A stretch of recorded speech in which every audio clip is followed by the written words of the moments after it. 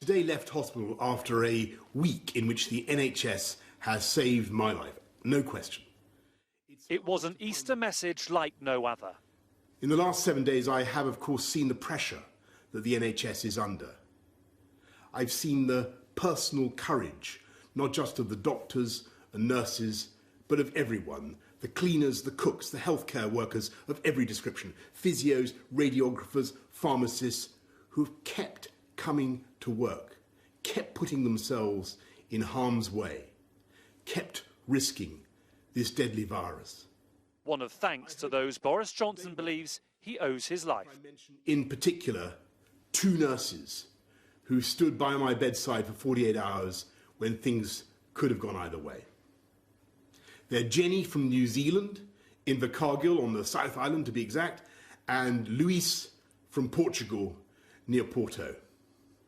And the reason in the end my body did start to get enough oxygen was because for every second of the night they were watching and they were thinking and they were caring and making the interventions I needed. And a note of optimism about the coming weeks. We will win because our NHS is the beating heart of this country. It is the best of this country. It is unconquerable. It is powered by love. For nearly a century, this country house in Buckinghamshire has been a place of rest and relaxation for Prime Ministers. Boris Johnson has been joined here by Carrie Symonds, his fiancée, who is pregnant.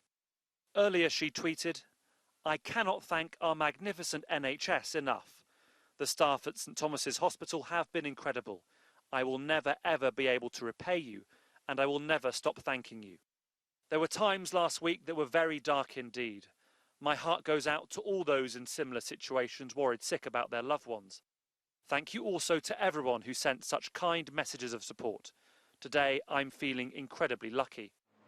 The Prime Minister spent a week at St Thomas's Hospital, including 3 days in intensive care. No word yet on how long his recovery will take. He is resting. He's at Chequers. I'm delighted that he's out of hospital and has recovered. But there isn't any advice on how long. That'll be a clinical decision for his doctors to take with him. The government is operating perfectly efficiently within the strategy that he set out. There is no urgent need for Boris Johnson to return to Number 10, but he will be aware the news of his departure from hospital came less than an hour before the UK reached a grim milestone. More than 10,000 people have now lost their lives after contracting COVID-19. The Prime Minister knows his premiership will now be defined by how he responds to this crisis. The NHS may not have just saved Boris Johnson's life, it may have changed his very attitude towards it. A Conservative Prime Minister who every day in office will know he's only there because of them.